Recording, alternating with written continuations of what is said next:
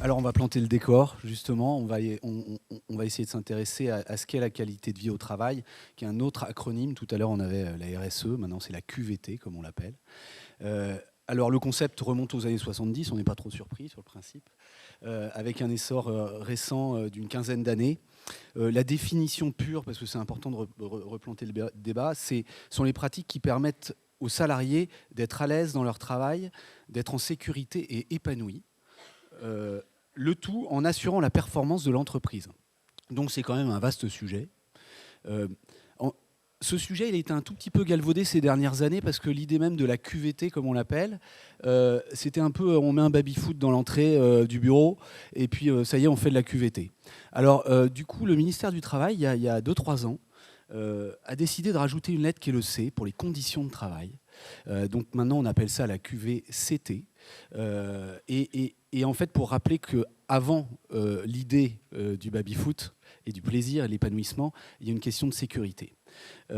Honneur aux dames, Audrey, j'aimerais savoir, vous qui avez une entreprise de combien de salariés aujourd'hui en France, je ne me souviens plus. 20 000 collaborateurs, donc évidemment de toutes sortes de collaborateurs. Vous avez à la fois des gens qui peuvent être des cadres jusqu'au travail ouvrier dans les laboratoires et beaucoup de laboratoires. Donc vous représentez ici nos fabricants et ça va être intéressant, j'imagine, pour nos fabricants de savoir comment vous, en tant que fabricant, vous réfléchissez cette idée de la QVCT. Merci. Ça marche? Oui, vous m'entendez? Non, mal. Non, marche. Alors, merci déjà de l'invitation. C'est vrai que je n'ai pas l'habitude de parler dans ce type d'audience. On est plutôt sur des réunions scientifiques d'habitude, donc je vais essayer de m'adapter. Moi, c'est un sujet qui me parle et je vais peut-être partager comment on s'est rencontrés la première fois, parce que je suis médecin de formation. Et la première fois qu'on a pu discuter de ces sujets-là, c'est en discutant en fait des salles de repos pour les soignants. Donc je pense que ça ne vous a pas échappé pendant la crise Covid, ce qui pouvait être les conditions de travail, la qualité de vie des soignants. Donc c'est les premières fois où on a discuté de ces sujets-là. Et j'avoue que ça m'a fait pas mal réfléchir sur finalement moi, mes salariés qui sont dans nos usines, qui sont dans nos laboratoires, versus nos bureaux. Et donc, je suis retournée au bureau et je me suis dit, bah oui, tiens, finalement, on a des super beaux bureaux que vous avez découverts, qui sont finalement, je pense, au top de ce qu'on peut faire aujourd'hui.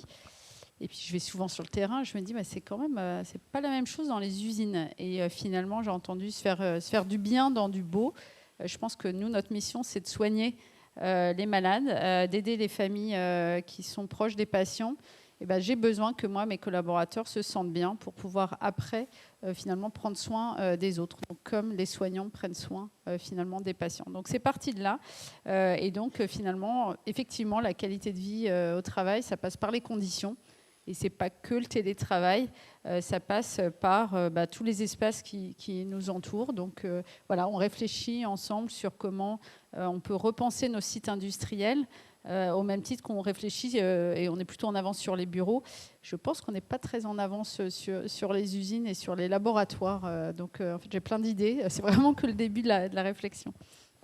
Et tu m'as dit quelque chose l'autre jour que j'ai trouvé assez intéressant et très emblématique, c'était que pour arriver à être juste et à concerner tous les collaborateurs, il y avait le sujet du café. Alors ça a l'air de rien, mais je ne sais pas vous, si vous avez des machines à café dans vos bureaux, etc. Moi j'ai fait l'erreur l'autre jour d'enlever la machine à café pendant 15 jours, et là ça a été quasiment une révolution. Donc en fait le café est un vrai sujet, j'imagine, quand on a 20 000 collaborateurs aussi. Ouais, alors ça c'est parti d'une réflexion effectivement sur, on a des super belles machines à café au siège à Paris.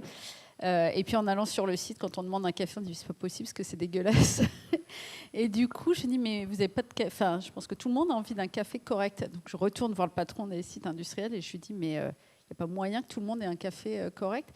Et en fait, j'ai compris un truc à ce moment-là en me disant les codes parisiens sont quand même pas, à me dire il fallait pas faire 10 ans d'études pour en arriver là, mais ils sont pas les mêmes codes que dans les usines. Et en fait, je pense qu'il faut pas forcément vouloir faire la même chose partout. C'est-à-dire qu'en fait, il y a une notion de respecter, je pense, quand même l'ADN. Et l'ADN des personnes qui travaillent sur un site ou dans un laboratoire, c'est pas le même. En revanche, d'avoir un espace pour tout le monde pour prendre son café, ça c'est important. Donc en fait, on part maintenant plus sur des principes en disant chacun a le droit à son moment de pause, mais de garder quand même les spécificités, et c'est pas qu'une histoire de normes qui sont pas les mêmes sur une usine que sur les bureaux parisiens, mais c'est plutôt de se dire il faut respecter des codes, c'est-à-dire qu'il ne faut pas pousser trop loin, je pense. Ça se fait dans la co-construction, ce qu'on a pu faire notamment dans les hôpitaux, mais ça doit être dans la co-construction et d'impliquer les équipes. Ça, je pense que c'est clé, parce qu'il ne faut pas non plus créer des espaces qui nous correspondent à nous par rapport à notre façon de travailler, mais qui ne vont pas leur correspondre sur les sites. Donc des grands principes, mais quand même de le personnaliser par rapport aux équipes, et surtout de le faire dans la co-construction avec les équipes, c'est important. J'imagine que ça va intéresser beaucoup les archis d'intérieur aussi, parce qu'on réfléchit souvent aux clients, mais pas assez aux gens qui travaillent dans les endroits qu'on traite, donc ça sera un autre sujet dont on parlera avec Jean-Philippe tout à l'heure. Pierre-Étienne, toi qui travailles dans l'hôtellerie depuis 30 ans, on parle de travail ouvrier, entre guillemets.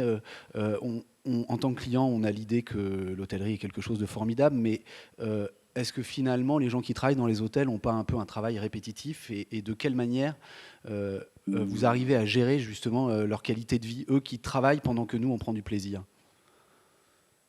Oui, effectivement, il y a beaucoup de similitudes entre des populations, on va dire classiques. Dans l'hôtellerie, je parle des femmes de ménage, des serveurs, des jardiniers, des plongeurs, des techniciens, des veilleurs de nuit, enfin de beaucoup de populations qui ont des métiers difficiles, répétitifs et dans des environnements compliqués. Peut-être qu'à la différence des ouvriers à proprement parler, on a moins de problèmes de sécurité au travail liés à des chaînes d'usine, à la dangerosité de grosses machines, ce genre de choses. En revanche, les attentes de nos équipes sont les mêmes pour travailler dans de bonnes conditions.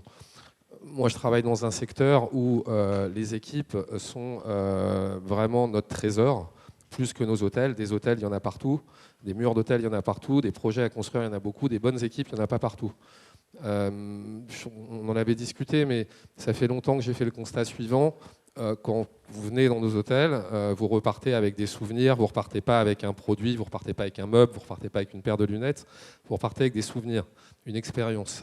Cette expérience, elle est le fruit ou de la combinaison d'un produit, de l'hôtel, de la décoration, du mobilier, de la nourriture, ce genre de choses, et du service. Service qui est rendu, évidemment, on est en 2023 encore, par des équipes et par des hommes et des femmes qui travaillent pour faire plaisir à nos clients.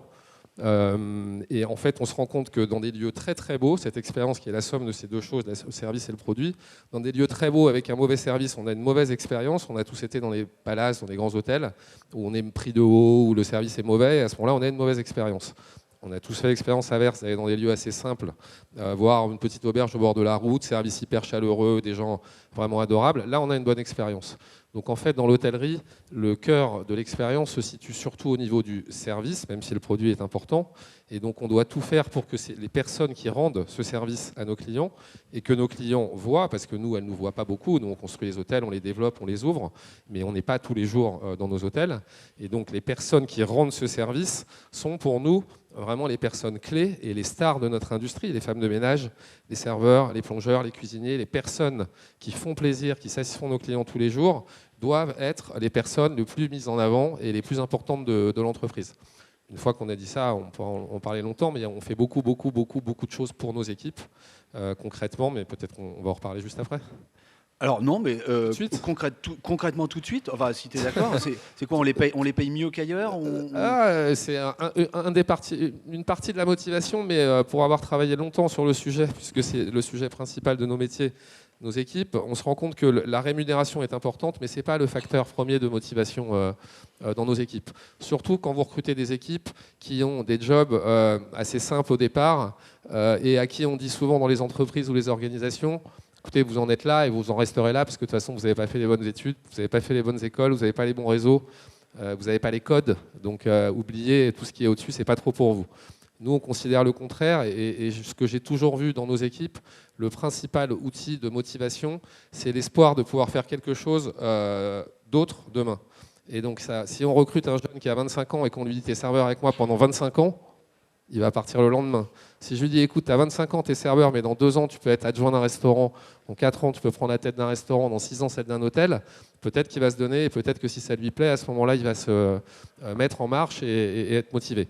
Ça veut dire que de notre côté, on doit assurer son accueil, sa formation initiale, sa formation continue, et on doit, nous, l'entreprise, l'organisation, faire en sorte de l'accompagner dans ce chemin. Ça, c'est un facteur de motivation important.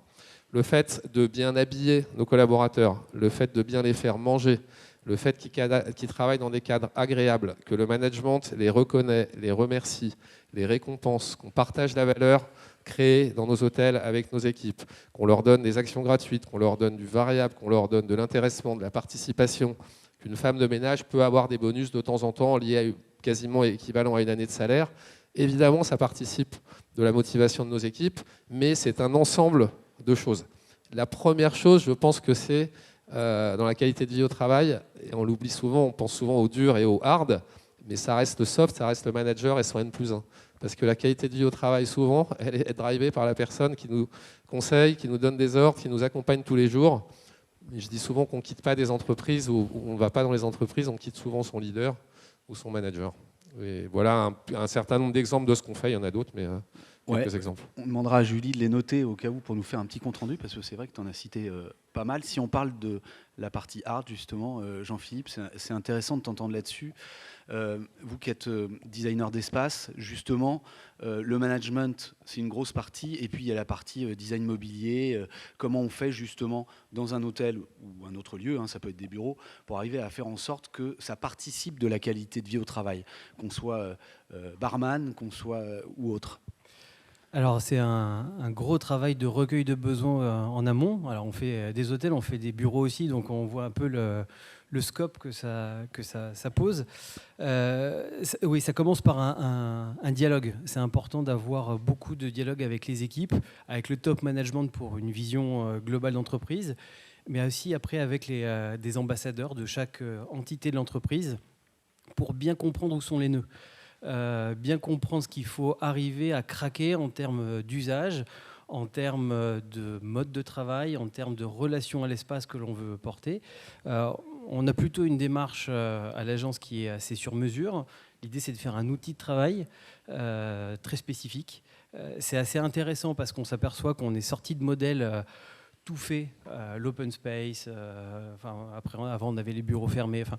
Aujourd'hui, on a un panel de choix possibles et on a surtout, et je reprends là du coup le côté expérientiel de l'hôtellerie, on a une expérience à proposer aux collaborateurs. Et ça, c'est vraiment le point qui les fait venir au bureau avec envie. C'est ce qu'on cherche, c'est que ce soit un outil qui soit porteur d'envie aussi. Et donc de trouver ces leviers d'incarnation de la marque employeur, comment ça va se traduire en termes d'expérience pour les collaborateurs qui sont les premiers clients de l'entreprise. Comment t'expliques aujourd'hui, tout le monde veut vivre comme à l'hôtel, c'est-à-dire qu'on va être au bureau comme à l'hôtel, à la maison comme à l'hôtel, c'est-à-dire que l'hôtel est devenu une espèce de maître étalon. Alors pour les clients, bien sûr, pour Pierre-Etienne en a parlé, pour les collaborateurs, c'est souvent autre chose et c'est beaucoup de boulot, mais comment t'expliques cet essor de l'hôtellerie ? Alors, il y a quelques années, de nombreuses années, on abordait le parcours client en se disant, on va faire un bureau, on va faire le parcours client du collaborateur dans le bureau. On ne s'était pas posé la question il y a 10-15 ans de savoir quel était le parcours du collaborateur dans sa vie et de savoir avec quels étaient ses référentiels dans son parcours avant d'arriver au bureau, une fois qu'il était sorti du bureau, ce qu'il faisait pendant ses vacances et qu'est-ce qu'il avait comme imaginaire autour de lui. Donc quand on a ouvert un petit peu le champ, nous on se l'est appliqué à nous-mêmes il y a une dizaine d'années quand on a fait nos bureaux où on avait justement cette logique du bureau-hôtel très en amont. C'était l'idée parce qu'on est parti à Saint-Ouen, le bout du monde à l'époque. Il n'y avait pas la ligne 14. Donc il fallait rapporter plus en fait que ce que vous pouviez trouver en sortant de vos bureaux à Paris et avec tous les services que vous pouviez avoir. Donc on a ramené cette dimension de service très importante, juste ciblée par rapport à notre population, par rapport à nos collaborateurs. Des services très simples. Les flux entrants pour à peu près 20%, c'était les livraisons de colis. On a fait un click and collect avec un petit service de conciergerie qui vous prend vos colis, qui vous les met dans un casier, vous les récupérez. Super restauration avec un chef à demeure. Voilà.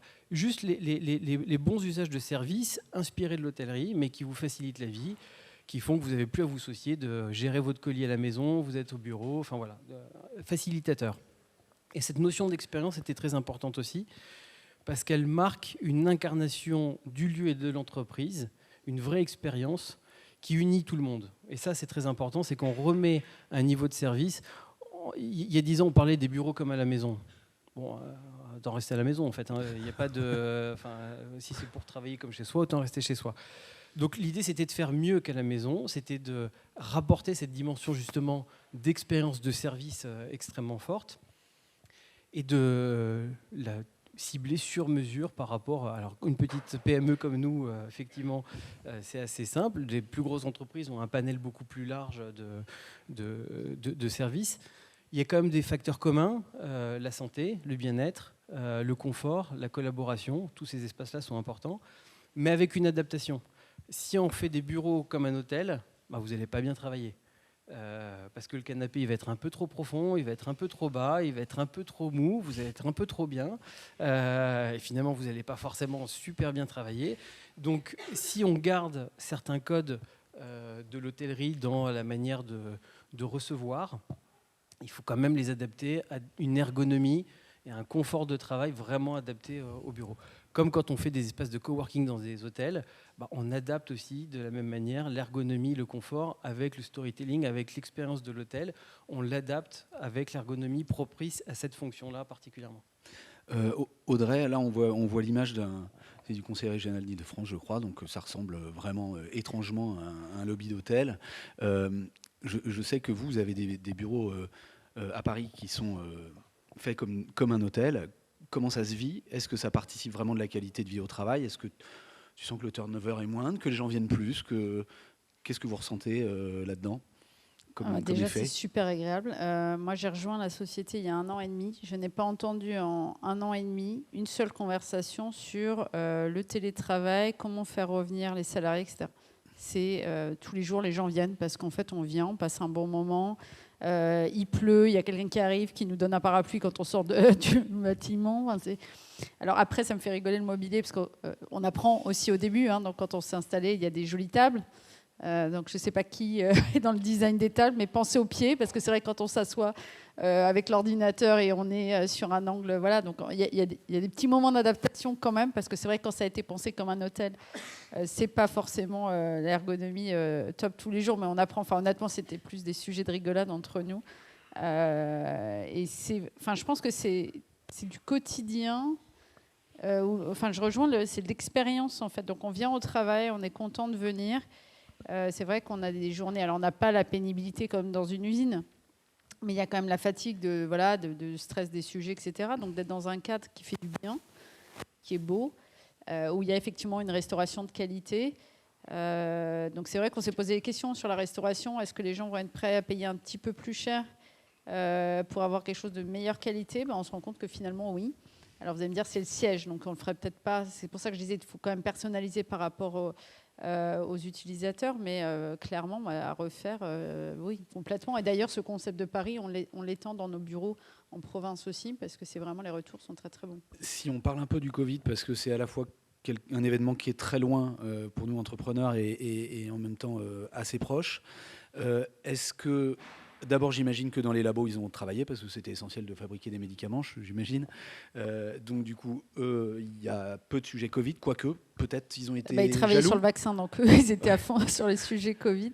Et ils travaillent, oui, les usines et donc, les pas labos, le choix, pas de question. Il n'y a pas de télétravail, ils sont tous sur site. Ouais. Et au siège, est-ce que vous avez réussi à faire revenir les collaborateurs facilement?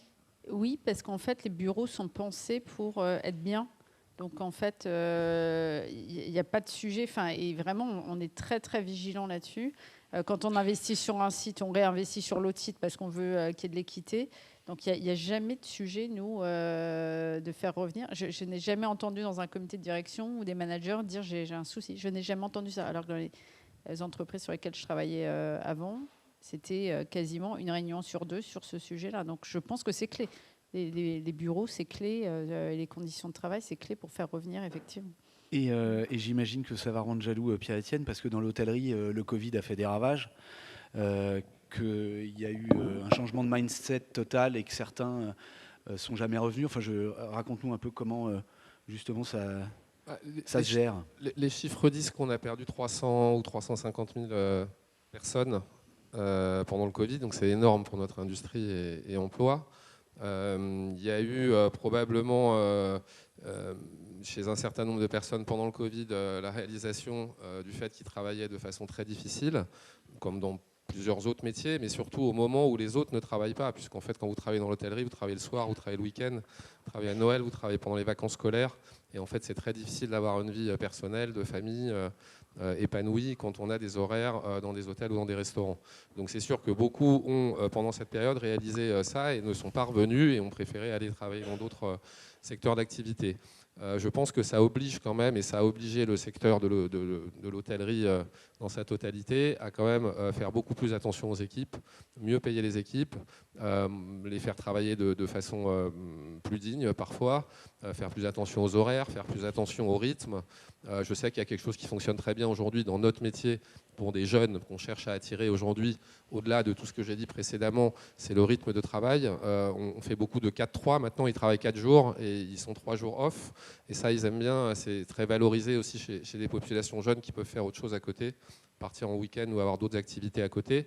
Donc on recherche, nous, pour attirer les talents, y compris des jeunes talents, à faire attention à tout ce dont j'ai parlé avant, mais aussi le rythme de travail, leurs aspirations, le fait également, nous, ce qu'on fait, on fait souvent une cartographie des talents personnels, c'est-à-dire qu'on demande aux gens ce qu'ils font en dehors de leur métier, parce qu'un serveur, il n'est pas serveur toute l'année, il fait beaucoup d'autres choses dans sa vie, il peut avoir une passion, il peut avoir d'autres choses qu'il peut mettre à profit l'entreprise.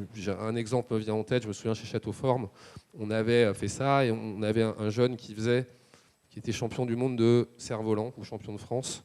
Et donc, mais il était serveur, hein. Nous ne savions pas, c'est en lui demandant qu'on avait appris. Et donc on lui a demandé d'animer auprès de 4 dirigeants et de dirigeants du CAC 40 des ateliers cerfs-volants où c'était lui qui devenait l'expert. On le payait en plus parce qu'il prenait, je ne sais plus, 5 € par personne de l'activité.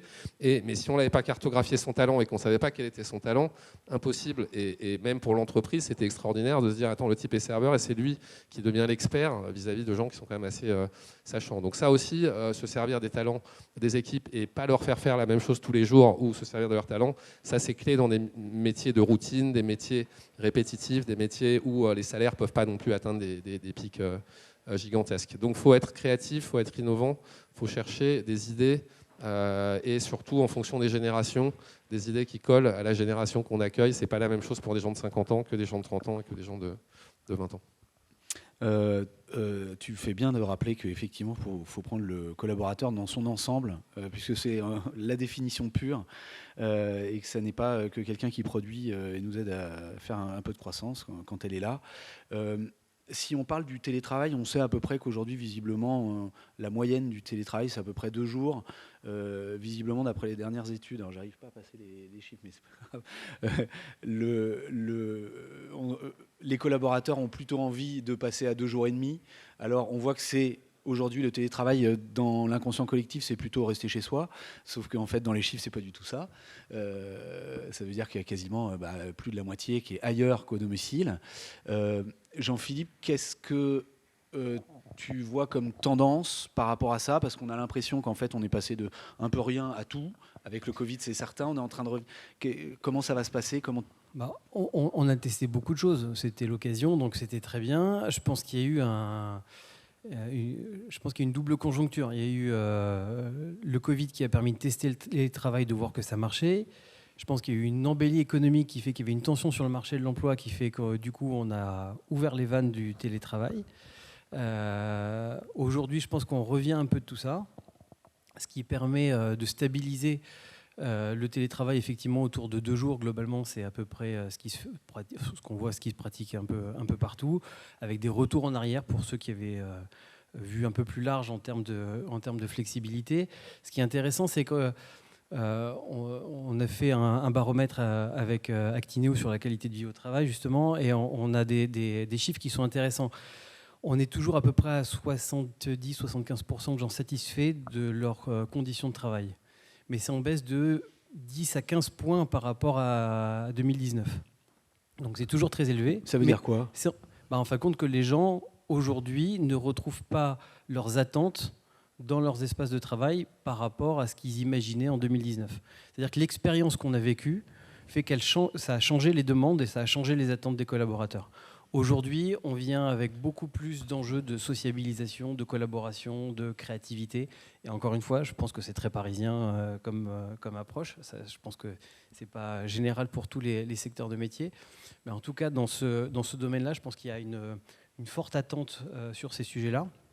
qui change d'ailleurs le paysage du bureau. Ça change les surfaces, ça change les usages, ça change les mobiliers, ça change un petit peu la manière de concevoir les relations. Mais ce qui est vraiment important, c'est que les gens se sont rendus compte que le lieu de travail était un vrai lieu social, que c'est très différent si vous prenez des CSP+, qui ont une maison de campagne et avoir des jeunes diplômés qui vivent dans un studio à Paris. Ils sont contents d'aller au bureau. Ou en coloc. Enfin, voilà, c'est pas du tout les mêmes attentes. Et eux ont vraiment besoin d'avoir de la transmission, d'avoir de l'encadrement, d'avoir de l'apprentissage et d'avoir de la sociabilisation parce qu'ils sont conscients maintenant qu'ils rencontrent leurs amis aussi sur leur lieu de travail. Donc c'est des attentes qui sont très différentes, mais qu'il faut savoir ménager tous ensemble et que tout le monde s'y retrouve. Parce que si vous prenez un cadre supérieur qui est plutôt en fin de carrière, le mettre tout en flex avec un environnement hyper dynamique où il ne va pas retrouver sa place tous les jours, enfin, ça peut être aussi très déstabilisant. Donc il faut bien trouver les équilibres en fonction des différentes populations d'entreprise. Le sujet du flex, justement, c'est assez intéressant. Qu'est-ce que tu en penses ? Après, Audrey va nous dire ce qu'elle en pense aussi, parce qu'elle vit le flex au quotidien. Mais on a l'impression, c'est un peu la même idée, on est passé au tout flex, ça va être génial, tout ça, puis finalement... Tout dépend comment il est abordé, en fait. Si c'est juste une problématique immobilière de réduire le nombre de mètres carrés, globalement, c'est un fiasco, ça ne marchera pas. Ah, c'était un peu ça mon idée, moi. Voilà, ouais, okay. Donc ça, c'est pas la bonne clé. C'est un vrai sujet de management, c'est un vrai sujet de collaboration, c'est un vrai sujet qui peut être un super outil si vous avez les populations qui sont accompagnées pour aller vers du flex office. Ça ne se fait pas tout seul, on ne dit pas aux gens du jour au lendemain vous allez vous asseoir n'importe où et puis vous trouverez bien une place pour travailler.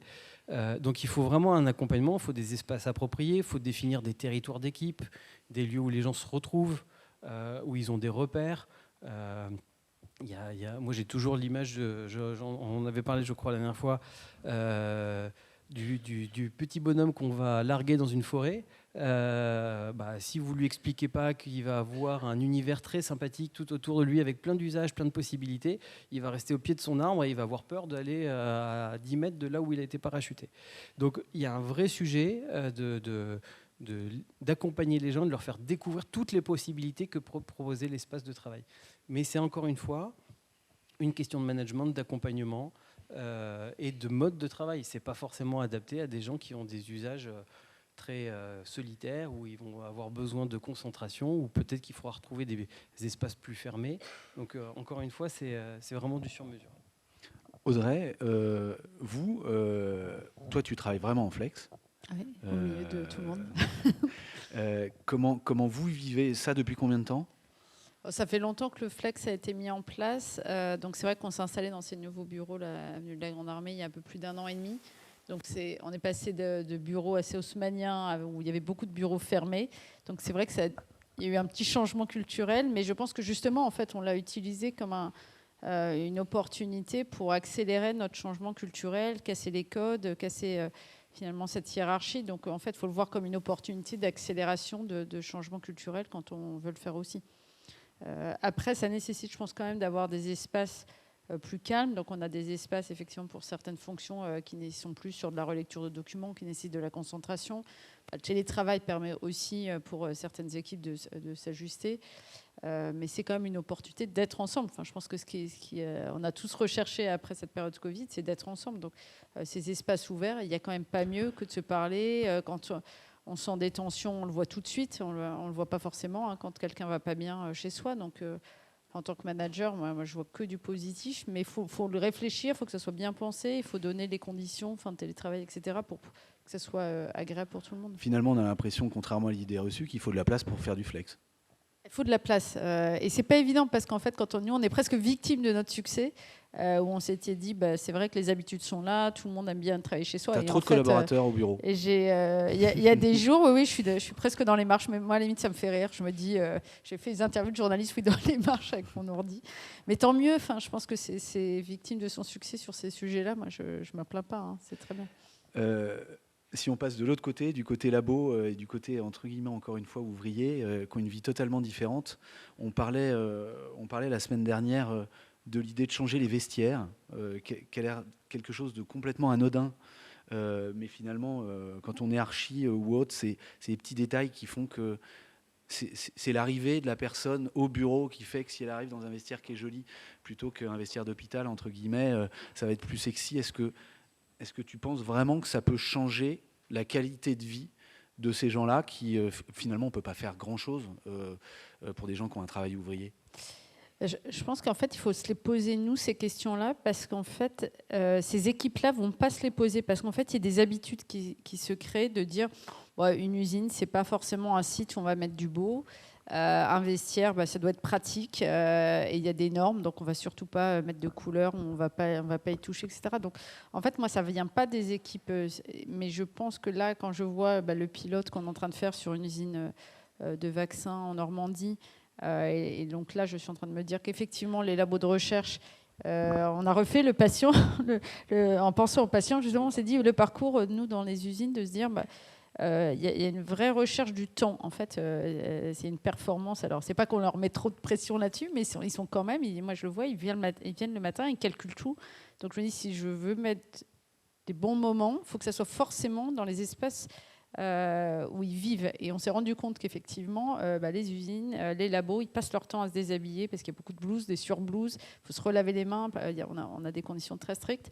Donc, en fait, ils passent beaucoup de temps dans les vestiaires. Donc c'est vrai que c'est le prochain projet que j'ai en tête, c'est effectivement d'aller réfléchir sur les vestiaires pour nos laboratoires. Et c'est quand même 4000 personnes qui travaillent dans les laboratoires. Donc c'est pas rien de penser à leur espace aussi.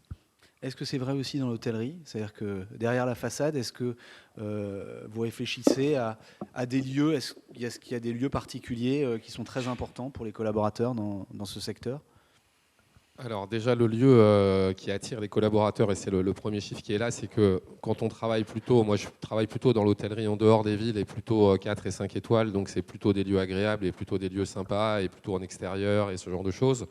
Donc ça déjà c'est un atout par rapport à de l'hôtellerie en ville, de l'hôtellerie dans le noir toute la journée, on ne voit pas la lumière du jour, il y en a beaucoup qui travaillent dans ces conditions-là, et notamment à Paris.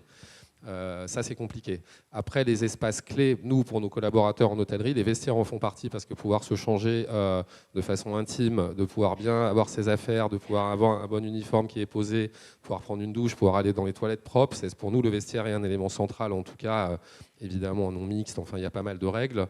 On met pas mal d'aménities dans nos vestiaires, comme dans les chambres clients, on va leur mettre les mêmes petites choses que dans les vestiaires pour participer, puisqu'on leur demande de bien s'occuper de nos clients, ce serait par miroir, ça paraît assez évident. L'autre élément qui est clé, c'est les repas et la restauration, puisqu'en fait, dans ces populations-là, il arrive que ce soit le seul repas ou les 2 seuls repas un peu pris correctement par jour, que le reste du temps, ce soit plutôt des choses simples, industrielles, pas très bonnes. Donc nous, on fait un vrai point d'honneur, en tout cas, à bien faire manger nos équipes, ça. À l'époque de Château-Forme, ceux qui connaissent ici, vous voyez tous les grands buffets qu'il y a chez Château-Forme, donc les équipes mangeaient systématiquement après les clients, donc le même chose que les clients, et ça on avait le droit parce que c'est dans la continuité du buffet. Les équipes repartaient aussi chez elles avec des Tupperware et un certain nombre de choses pour ramener à la maison, aux enfants, aux familles, ce qui restait avec le ADLC et tout sous forme d'hygiène. Mais donc les repas également sont un élément central parce que ça donne aussi de l'énergie, parce que ça donne aussi une considération que d'avoir une bonne entrée, d'avoir des produits frais, d'avoir un choix entre un laitage et un fruit, enfin pas mal de choses, et que souvent dans l'hôtellerie, c'est des trucs surgelés, c'est des trucs qu'on jette dans les grandes cuves pour tout le monde, et c'est un vrai élément de différenciation. Jean-Philippe, tu disais tout à l'heure que vous aviez créé vos locaux à Saint-Ouen il y a 7 ans, si ma mémoire est bonne. Oui, on était déjà à Saint-Ouen, mais on a redéménagé dans Saint-Ouen il y a 7 ans. Donc, tu avais l'air de dire tout à l'heure que par ce fait-là et le fait d'être loin, vous étiez obligé d'être des cordonniers bien chaussés. Ouais. Est-ce que depuis 7 ans, vous avez fait évoluer vos espaces, et en quoi ils ont évolué justement pour améliorer la qualité de vie? Oui, alors ils ont évolué effectivement parce qu'on teste aussi sur nous ce qu'il faut tester chez nos clients après, donc il vaut mieux le tester avant chez nous.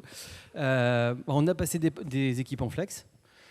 Progressivement. Et là, on va d'ailleurs, ils ne le savent pas encore, mais il y a une partie qui va passer en flex à la fin de l'année.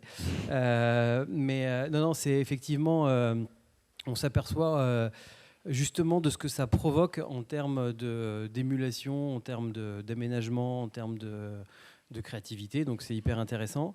Les limites aussi de ça, est-ce qu'il faut prévoir en termes de dimensionnement d'espace. Après, on a rajouté des alcôves, des phonebox, plein de petits usages qu'on n'avait pas avant Covid parce qu'on faisait moins de visio aussi. On était beaucoup plus chez nos clients.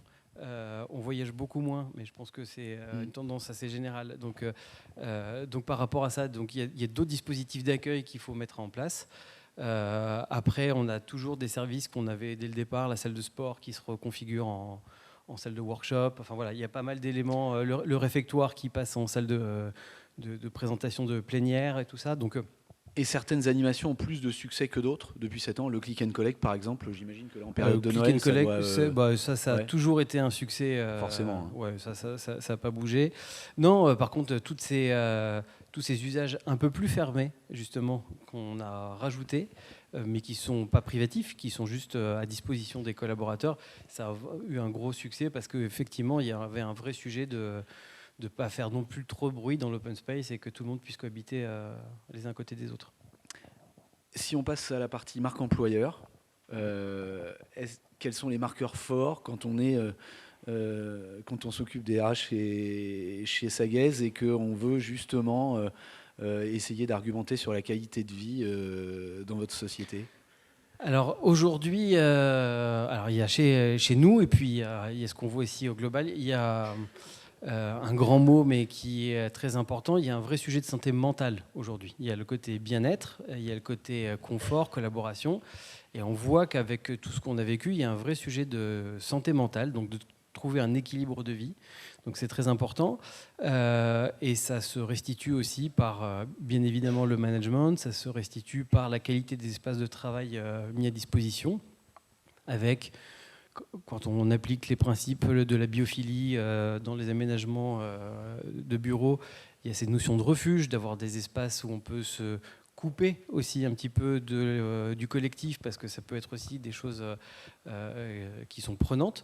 Donc il y a tous ces jeux d'équilibre qui sont importants de gérer. Et donc effectivement, c'est des points qui sont prégnants. Il y a une autre dimension qui sont tous les engagements RSE et développement durable. Ça fait partie des priorités. Ça fait partie des priorités aujourd'hui. On le voit d'ailleurs dans les études qu'on a que ça fait partie des 2-3 piliers importants pour les collaborateurs. Ce sont aussi les engagements environnementaux.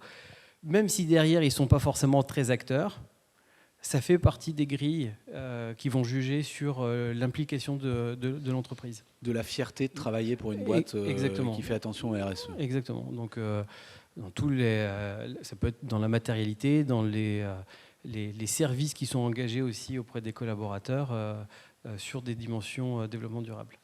Pierre-Étienne, toi qui as participé à créer des grandes marques d'hôtellerie, quels sont les marqueurs forts en termes de marque employeur, justement, pour attirer à l'époque les gens chez Château Forme, ou à créer des Châteaux Forme, ou alors chez Paris Society, enfin, qu'est-ce qu'il y a de plus important, les 2-3 critères indispensable? Chaque marque a ses marqueurs. Chez Château Forme, le marqueur clair, c'était que c'est fermé le week-end. Donc dans l'hôtellerie, travailler du lundi au vendredi, c'est un vrai marqueur employeur. Ouais, ça peut aider. Ouais. Ça peut aider quand même pas mal. C'est fermé le mois d'août, c'est fermé Noël, jour de l'an aussi, 15 jours et 3 semaines en août. Donc on peut avoir une vie normale en travaillant Château Forme, y compris pour les couples d'hôtes qui gèrent les châteaux. Chez Paris Society, il y avait quand même plus le prestige du groupe et aller travailler pour le groupe un peu à la mode, un peu sexy à Paris, dans des lieux un peu haut de gamme avec la clientèle un peu fancy, VIP de Paris. Et pour ma part, dans l'hôtellerie, c'était de développer des projets. Il y en a un qui a ouvert il y a un mois qui s'appelle l'Abbaye des Vaux de Cernay, que j'ai développé pendant 2 ans. Moi, j'ai quitté le groupe il y a 1 an suite au rachat par accord, mais la qualité des projets aussi attire les équipes. Je vous le disais tout à l'heure, qui a travaillé dans des beaux endroits aussi, ça attire, mais travailler sur des beaux projets en amont, faire des ouvertures, tout ça. Après, le processus pour bien s'occuper des équipes, la qualité de vie au travail, je pense qu'elle démarre par recruter les bons candidats, parce que pour être heureux et avoir une bonne qualité de vie au travail, il faut quand même qu'il y ait un alignement entre les aspirations personnelles des candidats et les valeurs ou l'organisation des entreprises, sinon ça ne marche pas. Attirer les bons candidats, bien les accueillir quand ils arrivent, bien les former initialement, bien les former de façon continue, ça me paraît aussi très important. Donc pour moi, la formation est un marqueur fort, en tout cas, et fil rouge de l'ensemble de mes Tu boîtes. parlais de l'Abbaye des Vaux de Cernay, il y a combien de collaborateurs aujourd'hui pour l'ouverture de cet établissement? J'ai déjeuné avec Laurent de Gourcuff, il disait qu'il y en a 150, mais qu'il en manque 50, donc ils seront 200 collaborateurs pour 110 chambres. Et ce sont des collaborateurs qui, pour l'essentiel, dorment sur place? Comment ça fonctionne Non, il y a 35 logements d'équipe, vraiment collés au site. Et a priori, ce n'est pas assez pour attirer des gens en pleine campagne. Après, ça dépend si on est près de gare, près de bassin d'emploi, près d'un certain nombre de choses. L'abbaye, c'est un peu paumé en plein milieu de la vallée de Chevreuse et c'est loin de la première gare et à 10 minutes ou un quart d'heure en voiture. Donc, c'est pas évident, en tout cas, d'accueillir. Mais ils sont en train de rajouter des logements de personnel et d'en construire par ailleurs. Mais c'est un vrai challenge d'attirer des gens et des talents pour aller travailler. Ou pas. Moi, je relance les hôtels à la campagne et je sais que j'ai déjà pas mal de gens qui ont envie de partir de Paris et qui m'ont dit écoute, si tu pouvais m'inclure dans ton projet, parce que moi je rêve de pouvoir bouger de Paris, ça. Donc avec la tendance sociétale forte qui est le retour au vert, le départ un peu des grandes villes, bouger un peu ailleurs, nos collaborateurs ont les mêmes aspirations et ont pourquoi pas envie d'aller travailler un peu plus loin, un peu plus à la campagne, avec peut-être des niveaux de vie un peu supérieurs parce qu'à salaire équivalent on vit mieux en dehors de Paris et ainsi de suite. Audrey, dernière question avant qu'on passe aux questions. Sur la marque employeur, comment on arrive à attirer des collaborateurs en laboratoire au Val-de-Reuil, par exemple? J'imagine qu'au siège à Paris, c'est un peu moins compliqué, enfin, que Sanofi ait une image qui suffit à elle-même, mais comment on arrive encore à attirer des gens là-bas? Alors nous, je pense qu'on a des conditions, je vais être honnête, on n'a pas du tout, on en parlait juste avant, on n'a pas du tout d'enjeu.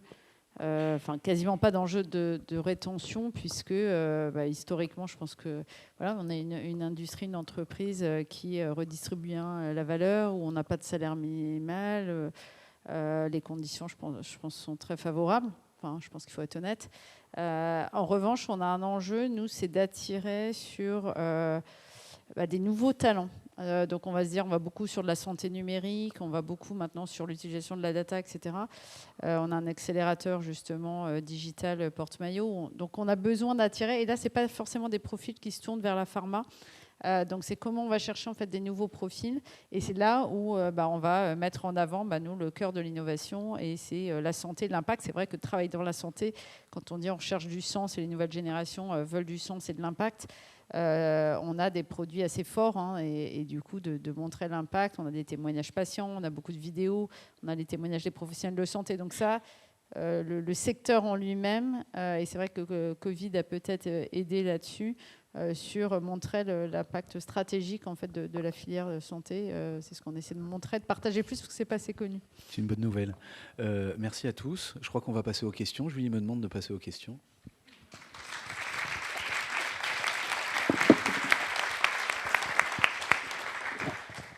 Est-ce qu'il y a des questions? Oui, je suis sûre qu'il va y en avoir. Quels indicateurs de qualité de vie au travail vous observez dans vos entreprises respectives?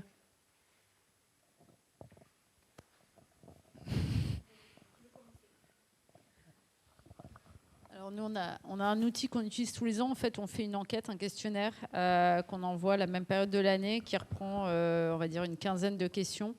Ce qui est intéressant, c'est qu'on se compare donc les résultats France versus les autres pays. Donc là, on a toujours, malheureusement, moi je suis toujours un peu pénalisée parce que le côté français fait ressortir, entre guillemets, notre bonne nature de se plaindre sur pas mal de trucs. Mais donc c'est pas grave, je regarde pas trop les scores, je regarde les tendances et voir comment on évolue. Mais donc on regarde l'engagement notamment, donc ce qui traduit quelque part la motivation. On regarde aussi tout ce qui est finalement ce qu'on appelle speak up, mais donc comment les collaborateurs se sentent finalement confortables à partager à leur manager leur feedback. Donc on regarde les sujets de transparence, on regarde aussi justement les conditions de travail. Donc on regarde la transformation, donc on a comme ça une quinzaine de critères qu'on regarde, et encore une fois, c'est pas grave si c'est dans le rouge, on se dit on peut que être meilleur. Donc on construit en fait les plans d'action avec les équipes. Donc voilà, c'est le type de critères qu'on regarde, et on essaie de le faire monde pour essayer de voir aussi ce qu'on peut faire différemment. Et c'est vrai que c'est là où c'est venu les grandes différences en fait entre les usines et les collaborateurs au siège, où on a aussi beaucoup d'internationaux en fait au siège. Donc les attentes sont complètement différentes. Donc là, on personnalise par rapport à ces enquêtes il y a du boulot. Pour les petites entreprises dont je fais partie, il y a un indicateur qui est sans doute le plus parlant parce qu'on n'a pas forcément le temps en fait, de s'intéresser à la qualité de vie au travail. En fait, c'est des trucs, on a l'impression que ça vient après tout le reste, donc en fait on s'en occupe un peu jamais. Et le turnover en fait est quand même le chiffre le plus parlant qui règle un peu les affaires de tout le monde. C'est qu'en fait, si les gens restent chez toi, c'est qu'ils sont heureux. Enfin, en tout cas, nous, c'est ce qu'on pense. Alors après, il y a d'autres indicateurs. Est-ce qu'ils organisent des événements? Mais globalement, dans les petites boîtes où on n'a ni les moyens, ni la chance, ni le temps de pouvoir faire ces belles études, on est obligé de regarder les collaborateurs, voir s'ils sont heureux, s'ils se parlent entre eux, s'ils rigolent. Enfin bon, ça reste des trucs de feeling, mais je sais qu'il y a beaucoup d'entrepreneurs qui ont des boîtes de moins de 10 personnes ici. Donc c'est un peu ça le feeling.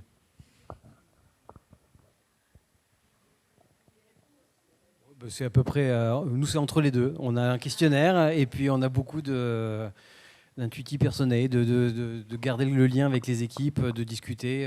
On a pas mal de points de contact dans l'année aussi. C'est important. Tout à l'heure, vous parliez du recrutement. Nous, on recrute avant tout une équipe. Donc chaque personne qu'on recrute doit être compatible avec l'équipe avec qui ils vont travailler. Non, mais c'est à peu près la même chose. On aime bien, je le remets à chaque fois dans toutes mes nouvelles boîtes, l'entretien d'évolution et pas d'évaluation, qui permet de vraiment scanner ce qu'a envie de faire le collaborateur et de scanner son état évidemment actuel au moment où on l'interroge, mais ce qu'il a envie de faire aussi de plus. Donc c'est ça. Et après, oui, c'est toute l'année. De toute façon, l'évaluation de la qualité de vie au travail, et c'est surtout fait normalement par le leader ou le manager direct. Et normalement, c'est tous les jours. Hein. D'autres questions? Non, c'est qu'on a été complet, tant mieux, c'est une bonne nouvelle. Merci encore pour votre participation et toute votre expérience.